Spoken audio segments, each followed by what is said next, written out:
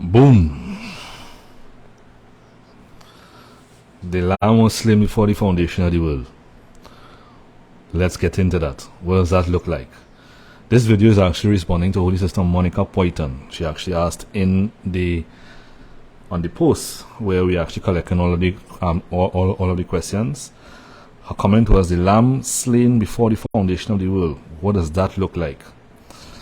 So tonight I'm actually going to be doing two videos. In this video I'll be actually addressing Holy Sister Monica Poyton's question, and then I'm going to move on to another question, to the other question in particular posted by another member. Alright, the member after that, next question on the list. So let's get into it. Now before I actually let me adjust this thing so my cap don't bounce this mic. You understand? Like cap bouncing the mic. Right. Nice. So for a long time, since I have known myself, especially because I actually came from the Pentecostal ranks, so to speak. When I say Pentecostal ranks, I was not a pastor or anything like that, but I grew up in predominantly Pentecostal, but I also attended the Catholic Church when I was going to school, in primary school. Right, so I went to school in the Catholic Church. Right, just let me make sure that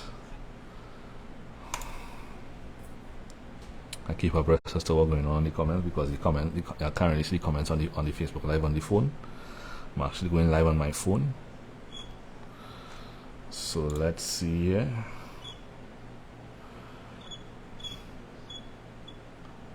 Right. So let's tag. Let's see if we tag everyone there. That should show up there. Nice. So even whilst I was in the Pentecostal era of my life and going to school, even in a Catholic school, many people have actually referred to this term, the Lamb was slain before the foundations of the world. The Lamb was slain before the foundations of the world. And so naturally the question that you come up with, how is the Lamb slain before the foundation of the world if Jesus died thousands of years after Moses? If Jesus died apparently in a space, in a time frame that was not at the beginning. And so many of us have actually found ourselves trying to understand, what does that mean? What does that exactly mean? What does it mean for the Lamb to be slain before the foundations of the world? Alright, and remind me, I'm just looking at the computer here to make sure that I regulate things.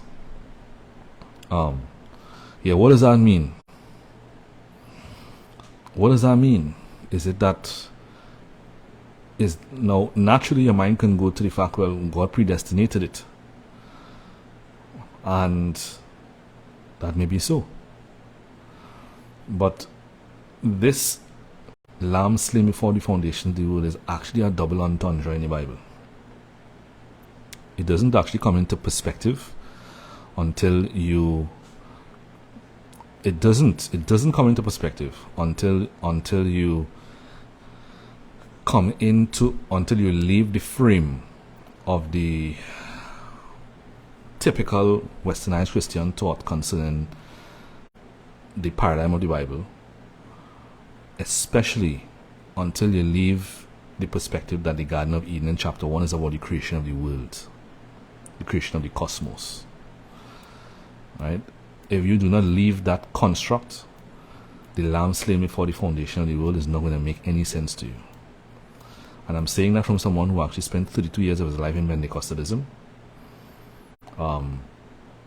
I said it for 32 years of my life. I came out of Pentecostalism, and before we found the ancient perspective, the ancient Hebrew prophets garden paradigm, the whole secret of the garden that had been hidden from the westernized Christian world for so many centuries, we would say the Lamb was slain before the foundation of the world, and we can say, okay, well, God is self-existent. And because God is self-existent, self-existence means self-determination. And one can only self-determine when they're predetermined. No, I'm going to take this very slow, because once you understand this, then the New Testament, certain aspects of the New Testament will click. Self-existence, which is God's name given to man in the garden, is the same thing as self-determination. To self-determine, to self-determine means that you're actually making decisions based on good reason and good logic, not by external compulsion, and actually practical and objective logic. To self-determine, one must predetermine. Right? That means that if you are living daily life in reaction to life, reaction to things happening around you, reaction what going on social media, what is on the media, what's on the news, reaction to your friends, reaction to the church members, reaction to people who message you, who are messaging you on Facebook.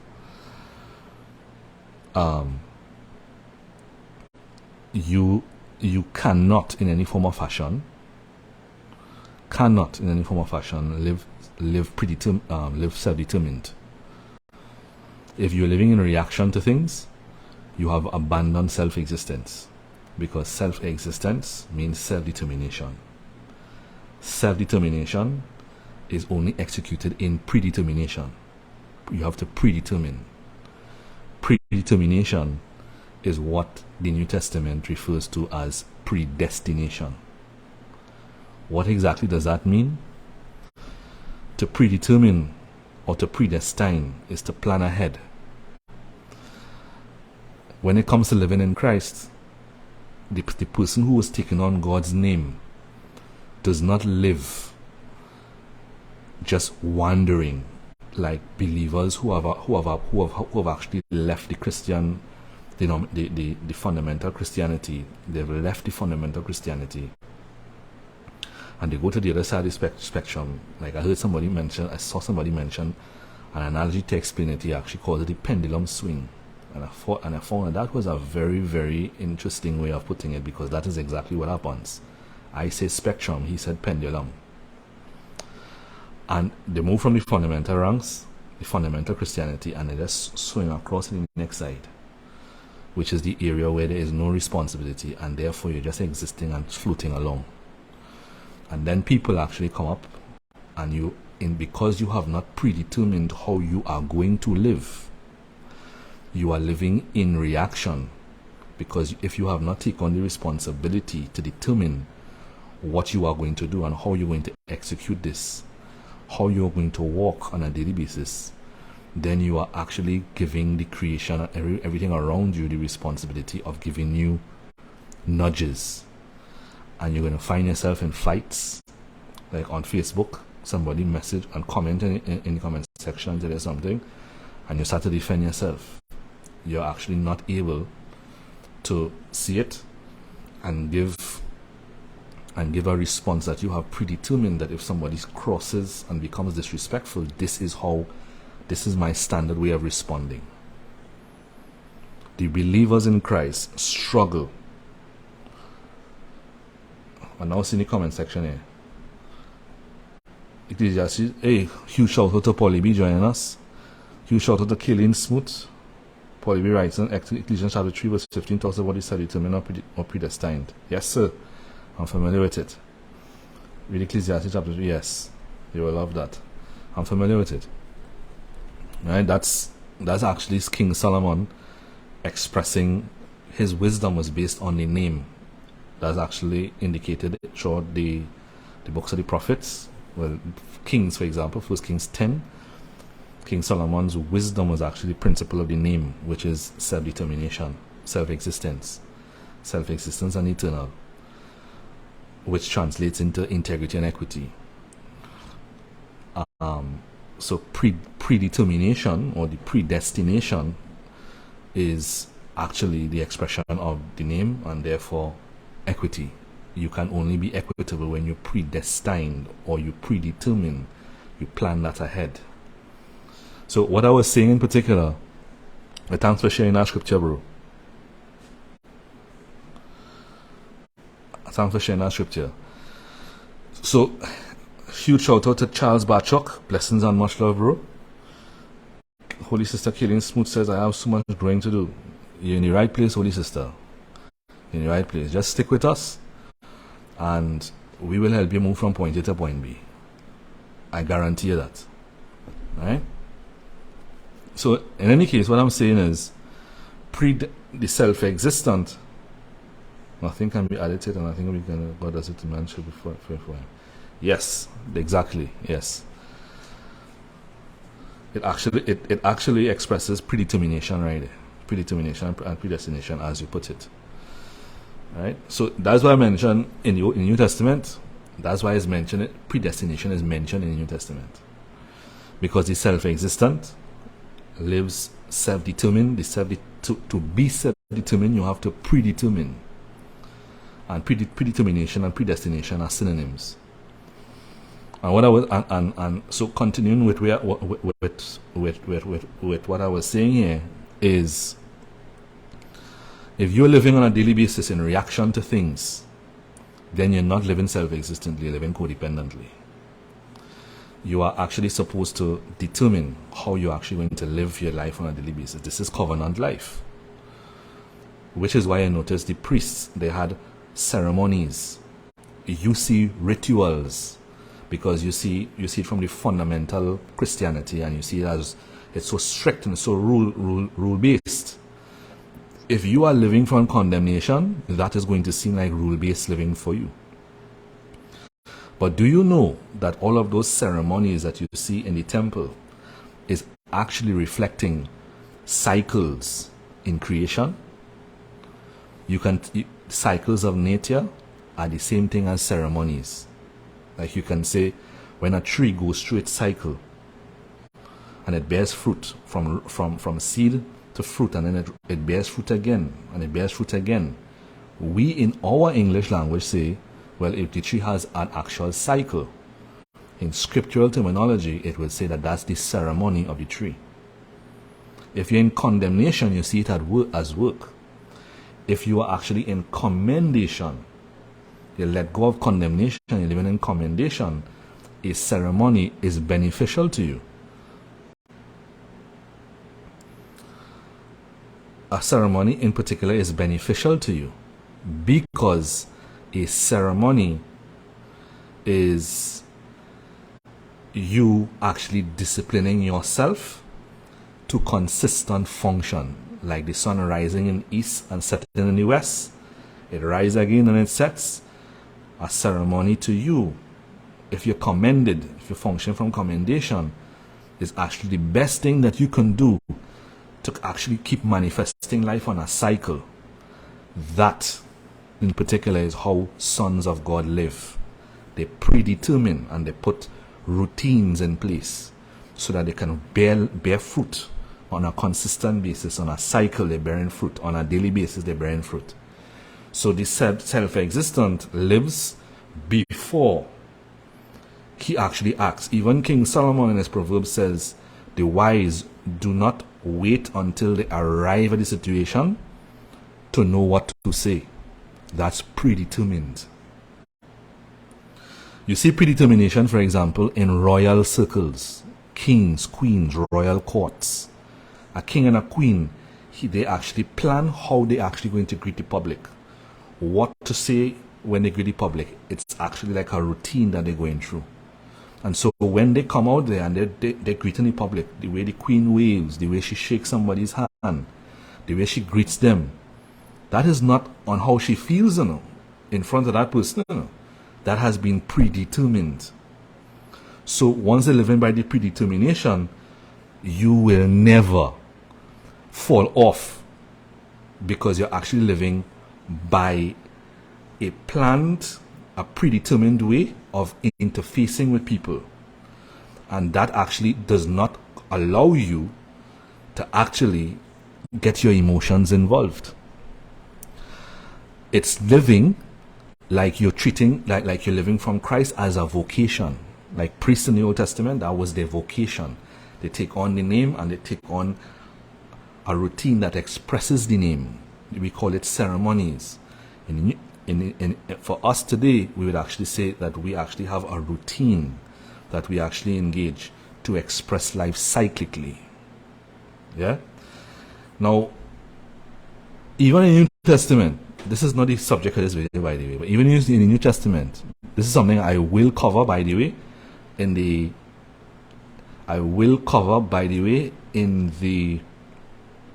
new covenant basics, ancient Hebrew prophets edition.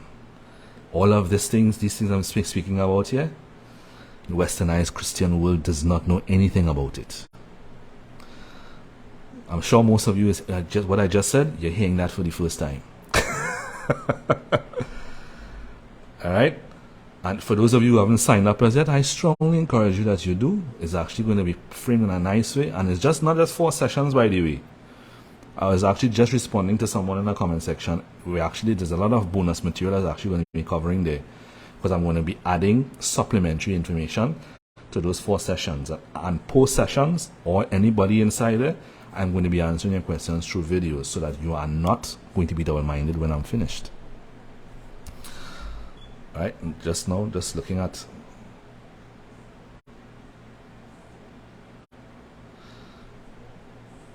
so do I decide how my day is going to go and what kind of life is produced each day? Oh yes, sir.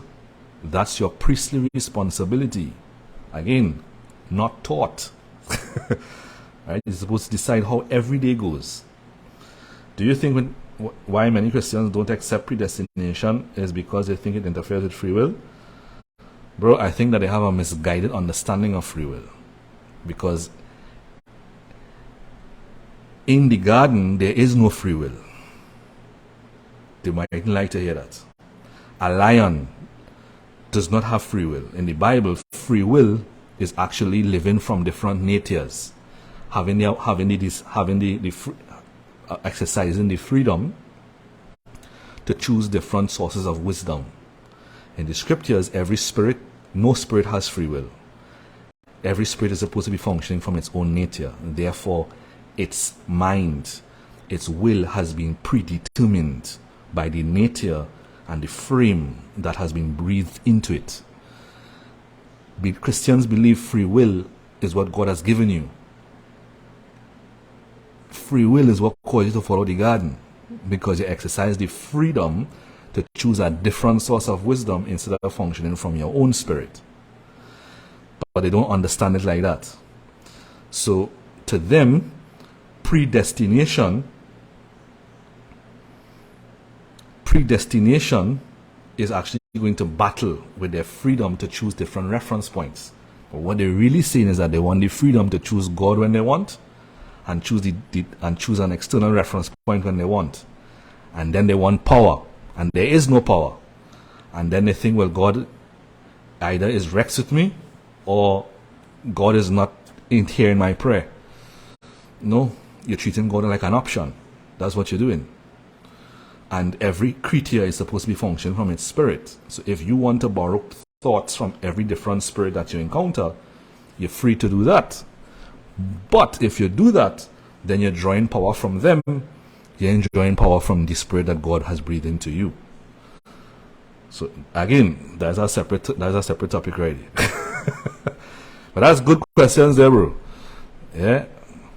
And I invite Polly actually inviting you to come and join that group, bro. You know how we roll. Jump in.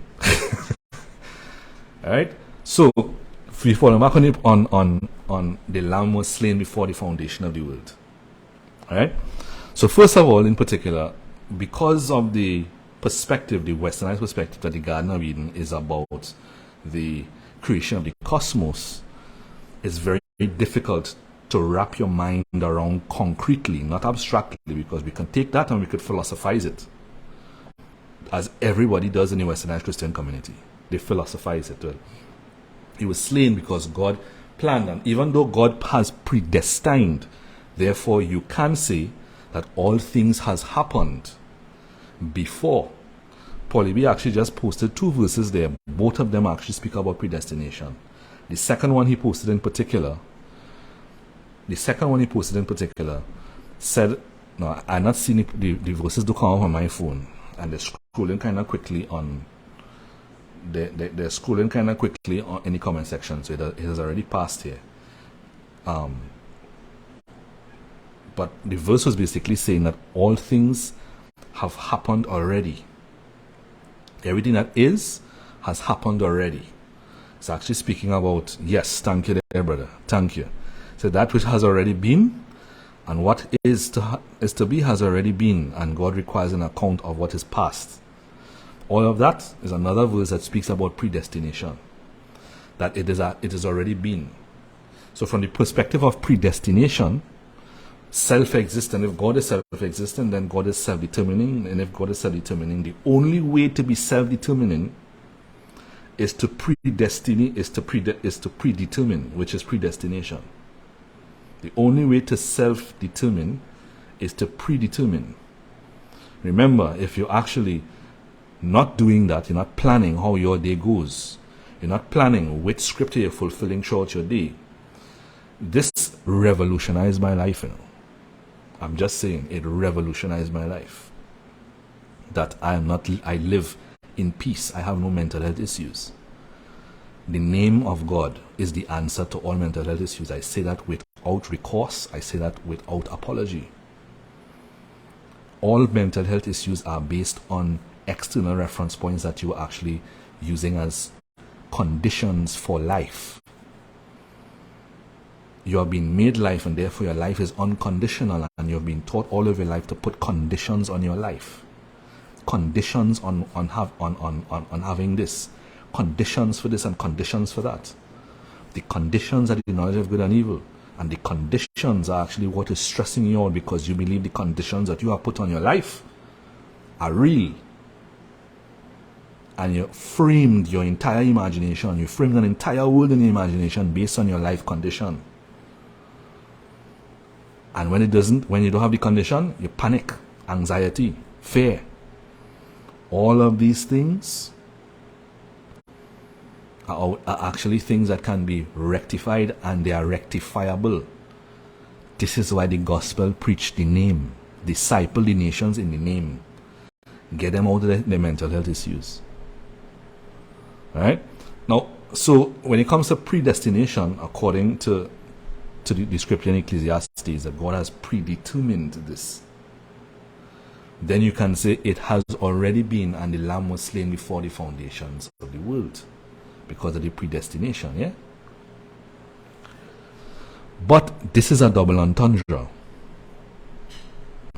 which means it refers to God's predetermination, mind of predetermination. But the double entendre, which Jesus, by the way, is a master of double entendres. Jesus is the man that will be speaking to you. Maybe he spoke to you from before. He uses double entendres heavily with the Pharisees. And the reason why he used it with the Pharisees is because if you are somebody that is living from the scriptures, when he places the double entendre, you will pick it up immediately. If you are somebody who is living from your own priority, he will use the double entendre and you're confused. He's very a master at it. So let's say Jesus met you yesterday, well, a month ago, when he was an individual, right? He met you a month ago, and he had a conversation with you, and he gave you some information. And then he meets you a month later. Jesus is the man that will speak to you. This is how he tests the Pharisees, to see which one in particular walk in the name and which ones are not. And the Pharisees who walking in the name became his disciples. And those who weren't stood up to try to kill him.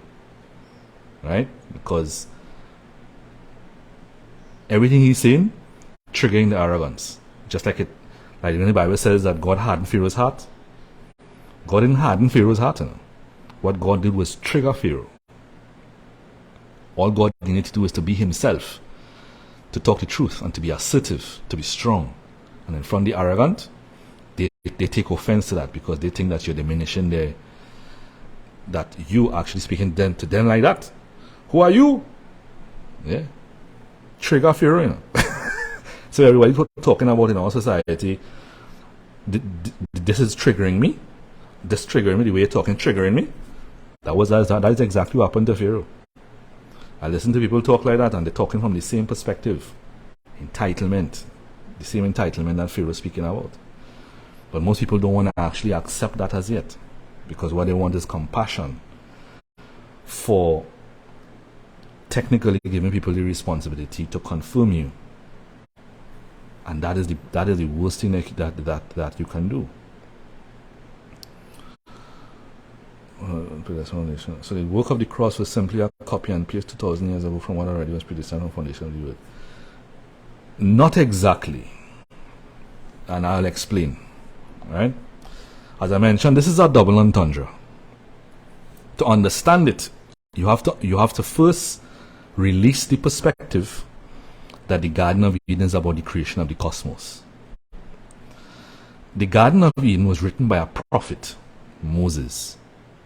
All scripture, when I say scripture, we're speaking about the entire Old Testament. They were written by prophets. Even Jesus was actually prophesied by Moses to be the prophet that will come after him. Stephen, that was stoned, Peter, and James confirmed this. That Jesus is the prophet that Moses spoke about. So Jesus was the Messiah.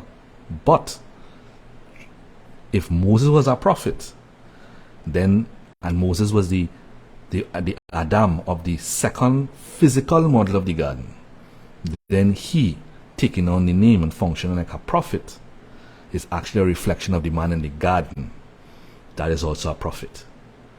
Which means Jesus being introduced by Matthew and John as the new Moses indicates that Jesus is also a prophet, primarily a prophet. Now, Westernized Christianity don't want to hear that, because what they think about is that Jesus is not just a prophet, he's the Son of God. What they don't know is that a Son of God in the context of the scriptures is a priest. And one of the components and functions of a priest that comes with priesthood is that you're a prophet.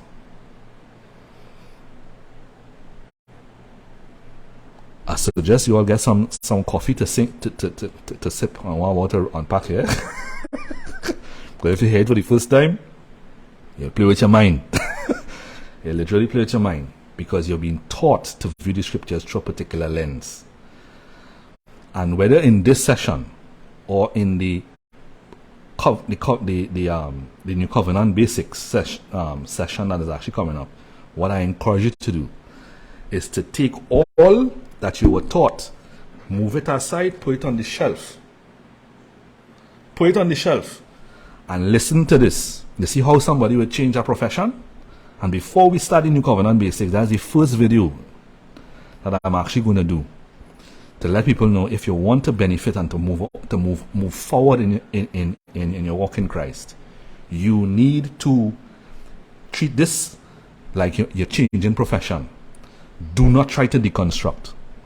Deconstruction will concrete what you're trying to get out of. Only people who do not understand spirit will actually think about deconstruction. Because you see, to be born again or to resurrect,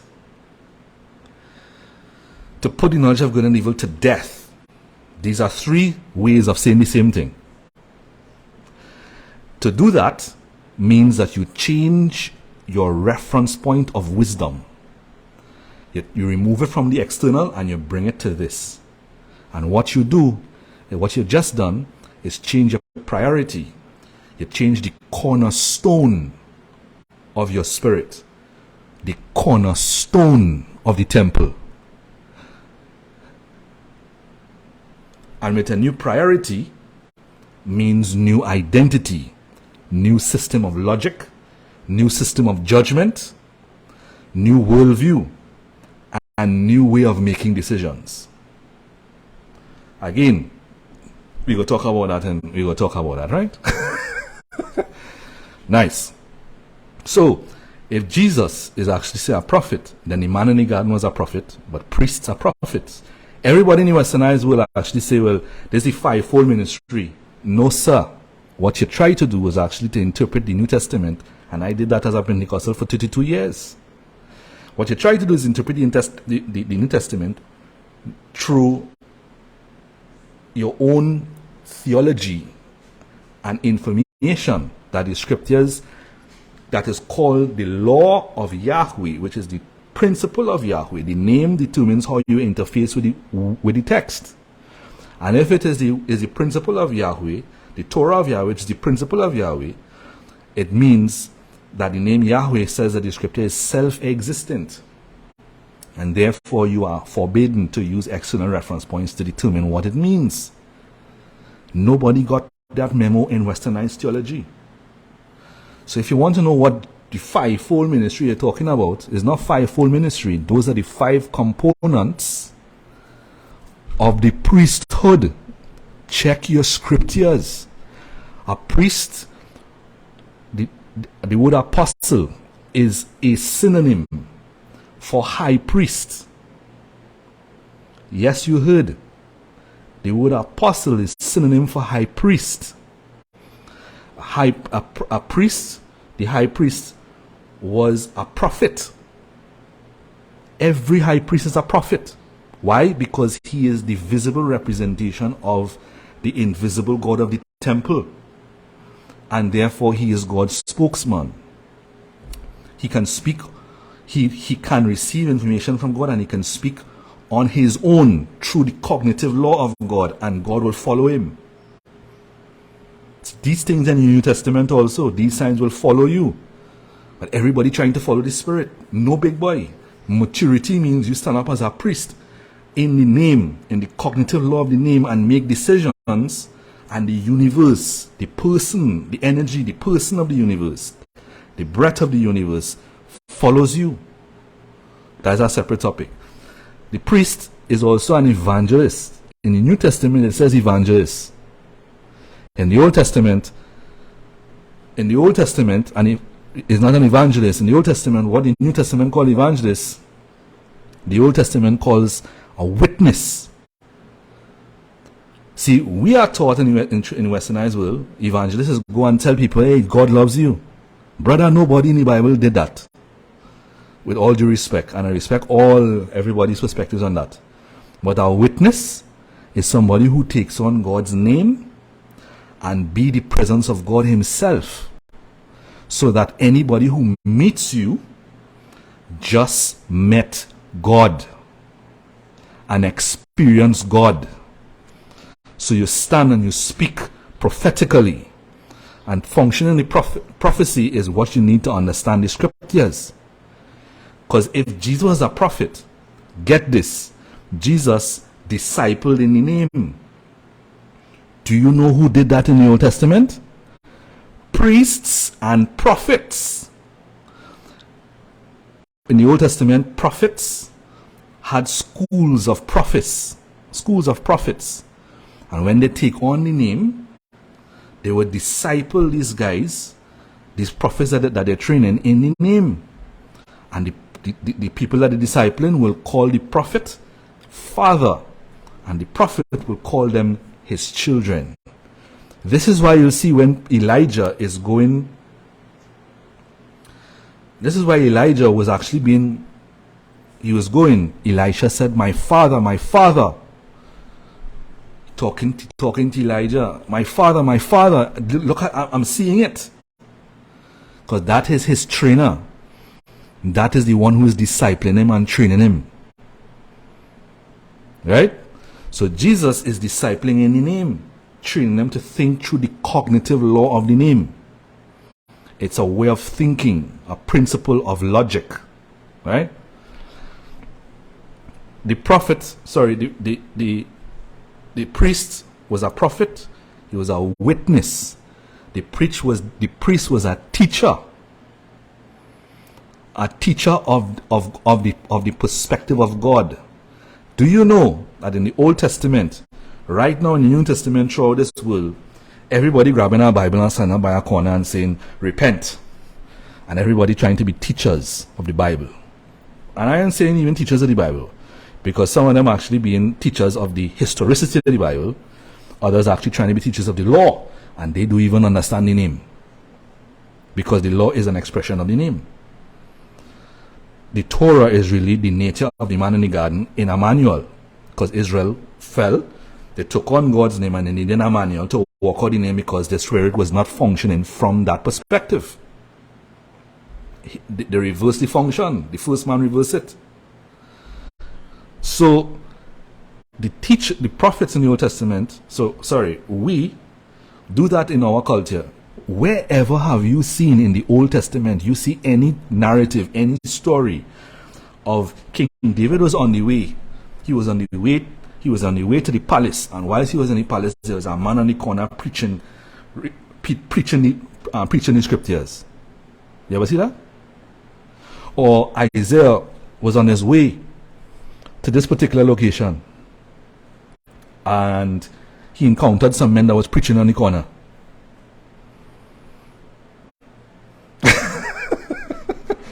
That's nowhere in your Bible. You know why?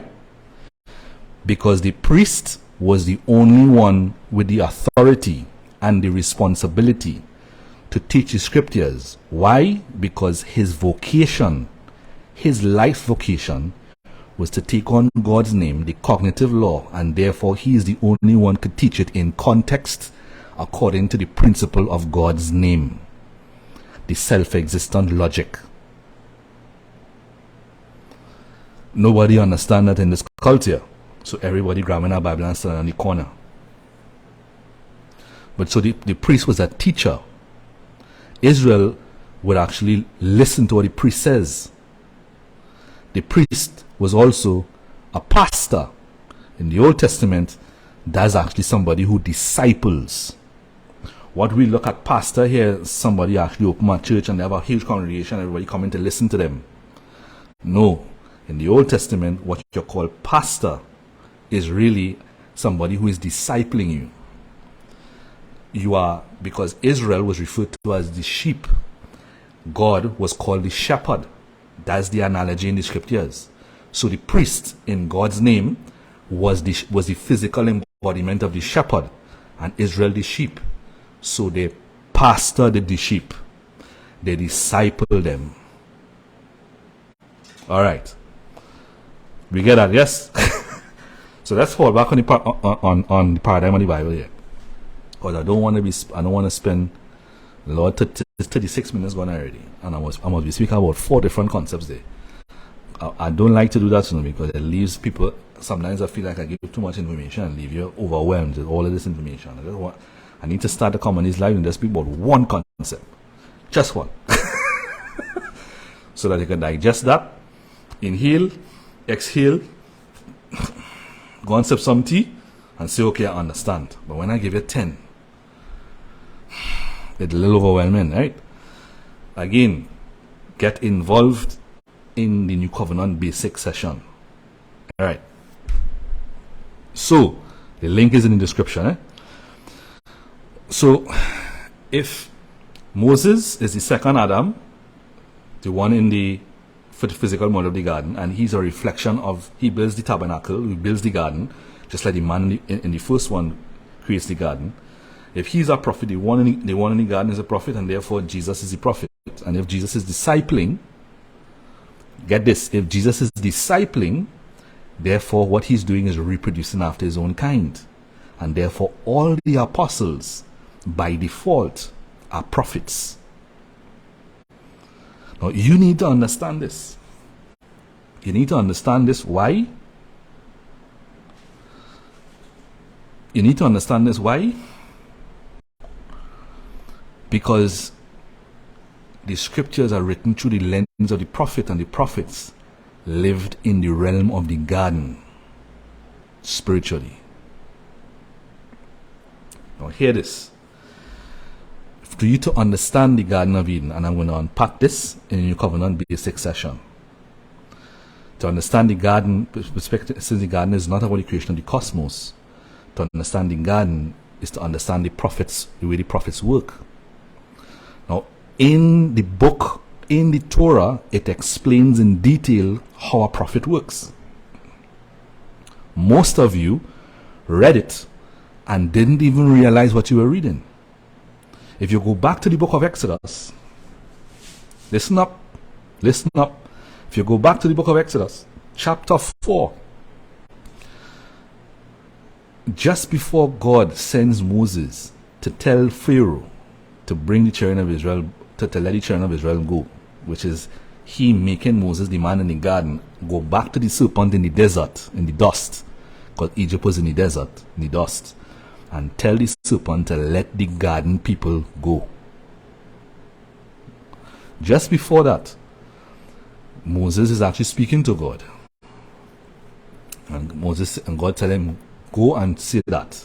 And Moses, so I am paraphrasing it. I like to paraphrase these things, right? Make it a little more palatable. And Moses turned around and tell God, God, I can't speak. And God turned around and said, big boy, who made him out? Yeah, but I can't speak. And God said, well, brother, don't let me hit you a little cloud behind, a little tap behind your head with our foolishness. But I will use you, brother. Right? So Aaron comes, and there's something very interesting that's mentioned there. The only reason you're not seeing it is because you're reading it through the lens of westernized literature and not through the lens of the ancients. You're reading it through step logic. You're using it through the lens of the literature that you read in school. This is not literature that belongs to our generation, to our culture, to our civilization. To anybody from ancient Israel, you'll read it and understand it perfectly. We are not accustomed to this literature. What he said there just now, what you're talking about is right after that God said, I will give you the role of God, and I will give Aaron the role of your prophet. You read past that. The only reason you're reading past that because one, you're reading it through lens that is not of the scriptures, and number two, your concept of God is not scriptural concept of God. When he said, I will make you God, give you the role of God, and give Aaron the role of the prophet, that's the same thing as saying you will play the role of the Spirit, and Aaron will play the role of the body. Because that is garden talk. To understand that, you need to go back to the garden. Therefore, Moses is playing the role of the breath of life, and Aaron is playing the role of the dust, which is the body. See, because you were taught God out in the sky, where garden teaches that Yahweh is the breath, the mind, the consciousness. And so when you read that, then it goes straight into the plagues. And you reading the plagues, you've been reading the plagues like literature. But the plagues is not literature. The plagues is a manual of function, spiritual function in the form of a narrative. We do not have that type of literature in the English world. Our English world is not that, it's very young. So what they did is put a manual in the form of a narrative, and you have to understand it through the lens of the garden. Therefore, when you're reading the garden narrative, you think chapter 1 is about the creation of the cosmos. No. The predestination here, listen up very carefully. Predestination here is not that God planned it and then everything will just paste it out. When God, chapter 1, if anybody who prophesies knows that what you see in the spirit is what you communicate. And therefore, the whole narrative of the plagues, you see a pattern where Moses receives thoughts and he is told to communicate the thought to the body, through the body. And so Moses receives the thoughts, he sees it plays out, he sees it play out in his mind, because he taking on Yahweh's name means that his consciousness and his mind belongs to Yahweh. So once he stays in the cognitive law that he's accustomed to, because Egypt is something normal in Egypt, by the way.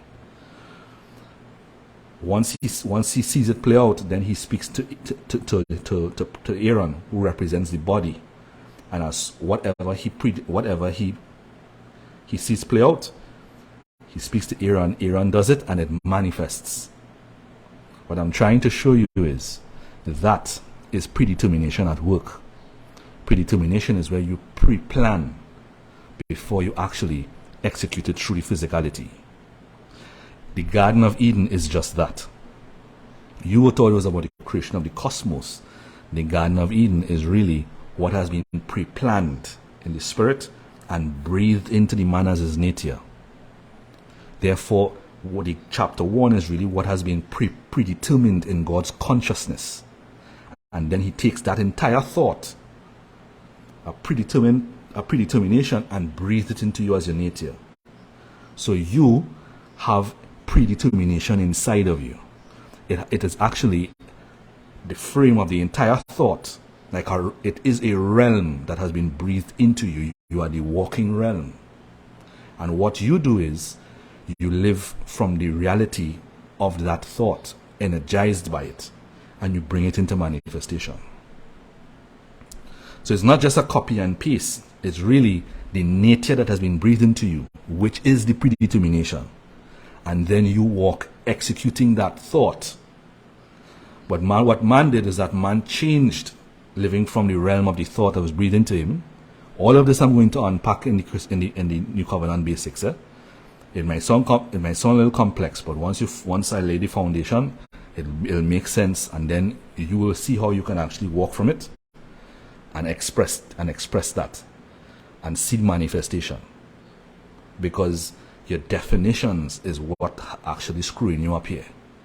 Screwing up the entire thing is the definitions that you think are the definitions that belong to the Bible that are not in the Bible. And all areas of our life, yes, all areas of our life function like this. So the garden was breathed into him. Chapter 1 is God predetermining it in his consciousness, and then he breathes that into the dust, and then the man begins to bring it into physical manifestation. Now, what you see in the garden, this is now coming back to the Lamb was slain before the foundation of the world. What you see happen in the garden, that garden was breathed into man, but then God, it was called out of water, and then it went back to water. Then the second world, if you have not seen the covenant induction, I encourage you to look at that, because I explained this in the covenant induction. Because the first man reversed the function, instead of living self-existent, he decided to use external sources of wisdom. He could not live from the garden that was breathed into the man at the beginning. So what God did, in his great mercy, is that he tell Moses, take on the name, and then had Moses build a physical model of the garden, so that they can live in the garden even though they cannot live from it from the spirit. He builds a physical version for them until the Messiah comes. They all take on God's name and then take on the Torah, which is the nature of the man in the garden, in a manual. Later on, Israel started to use it as rules for personal validation, but it's really a manual to know how to manage what God has actually given them, the name, how to manage it and how to use it to give life. So Moses is seen as, technically, look at this, look at how this works, right? In the first garden, God framed it in the consciousness, chapter 1, breathed it into the dust, becomes the man nature. He's walking energized by that. He makes a decision and starts to use an external source of wisdom, not his own spirit, not the realm that he has in him. He chooses dust and starts to build his own realm in his mind based on physicality and not the realm energetically that is inside of him. Man couldn't actually live from that. The descendants inherited the dysfunction. God tells Moses, hey, take on the name, go back to the serpent and tell him to let go the garden people, which is what the serpent did in chapter 3. He enslaved the garden people because what he did is caused them to make him a reference point to listen to. The moment he did that, he caused them to make him their father. There's another concept that is not misconstrued in the Bible. In the Bible, you think a father is somebody who gives you physical birth. That's outside the garden perspective, where you're using physicality to define the concept. Inside the garden, a father is the person that you take your mindset from, the person that you're listening to and filling your thoughts with. That's your father. So God tells him, go. Tell him to let go the serpent. To let go the garden people. Then God takes the nature of the man and puts it in a book. It starts with stone and then it develops into a book. What do you think God is doing? In the first case, it was framed in his consciousness, breathed into him. Man is corrupt. They're taking on an interim model of living in the garden. So what God would basically do when what God framed in the consciousness, now God put in a book. So now they're living from what should be in their spirit through the manual, struggling with the dysfunction of the spirit. Then Jesus comes. This is where you get the understanding of the Lamb was slain before the foundations of the world. Jesus comes in the physical model of the garden. He takes on the name that the man took on, nail it back to the tree that he got it from, exhale it from the body, and brings the garden back to darkness. That's what the darkness represented. 3 days and 3 nights later, the breath of life is rebreathed into him. What is not taught is that Jesus said that I go to prepare a place for you. And when I prepare the place, I will return and take you unto myself, so where I am, you will be also. What is not taught is that what Jesus was saying is that just as in the Garden of Eden, God prepared the place in the consciousness and then breathed it into man, Jesus exhaled the breath from the body, went and prepared the garden and made it garden city, and then rebreathed it into him and rebreathed it into the body, representing breathing it into all humanity. That preparation in the consciousness, in the spirit, before it is breathed into the dust, is what is called the foundation of the world. Because the world is only born when the full frame of the thought is breathed into man. Because man, Yeshua, is the Adam of the new garden. He is the first and the last, saying he's identifying with the one that was at the beginning, and he's also saying in another double entendre that I am the Adam of this garden. And so that was framed. It's actually the Garden of Eden, just as God framed it in God's consciousness, and then breathed it into the dust. Yeshua breathes the breath back out of the body, frames the garden and makes it Garden New Jerusalem, and then breathes it into the body, into his body. So, God, you can say God breathed it, which means Yeshua demonstrated that he is creator. Because what God did at the beginning, he did, and then Father breathed it back into his body, representing all of humanity.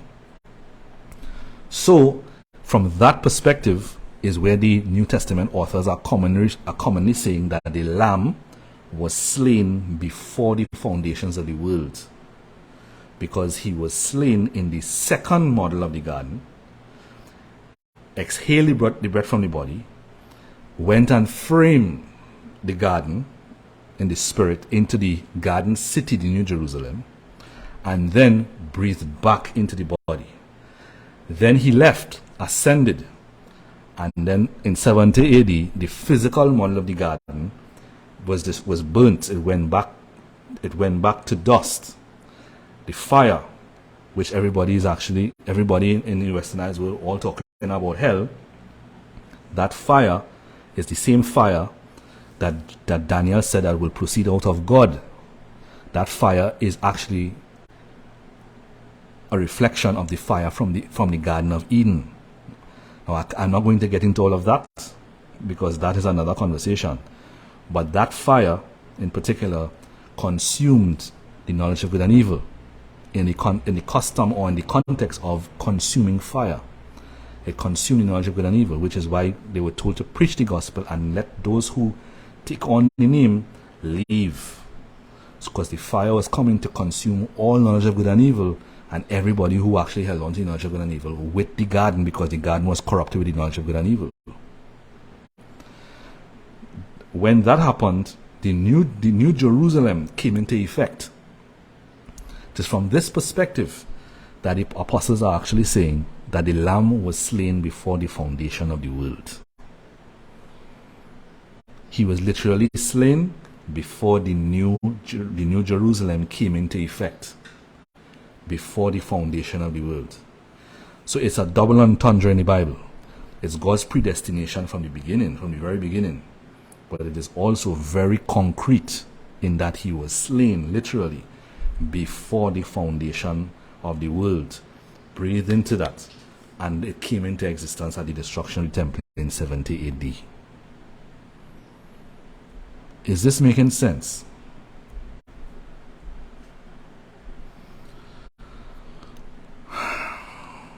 Alright, so I ended up speaking about many concepts and we pushed this to 54 minutes. This was actually supposed to be just at 25 minutes. But as we were speaking about different things, I guess it's good to leave you all, even though I don't like piling information upon everybody like that. It's actually good to give you something to ruminate on. I just trust that I have not given you too much to ruminate on. So, this is actually my response to Holy Sister Monica concerning the lamb that was slain. Everything I put on the shelf I pretty much had to trash at this point. I know it kind of sounds like work, but it's good work. Trust me. It's good work. Alright, so this is my response to Holy Sister Monica Poiton. Before I wrap this up, I'm actually going to, I said I was going to do 2 lives. This live is for Holy Sister Monica Poiton, and I'm actually going to do another live. So I'm going to end this one, and I'm going to do another live responding to Holy Brother Charles Batchok's question concerning, the question was surrounding there's a question he left on YouTube. Does Paran include health issues? So I just need to I'm going to respond to that question tonight. So these are the 2 questions that I'm responding to tonight.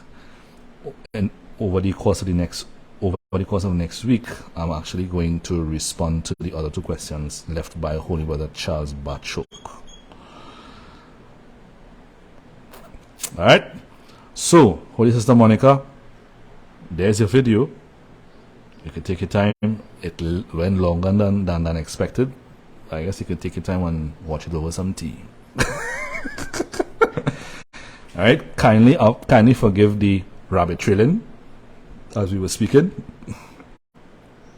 And but I trust that it has actually added value to my response. Thanks, Zane. Sorry for all the questions. No, not at all. You don't have to apologize for.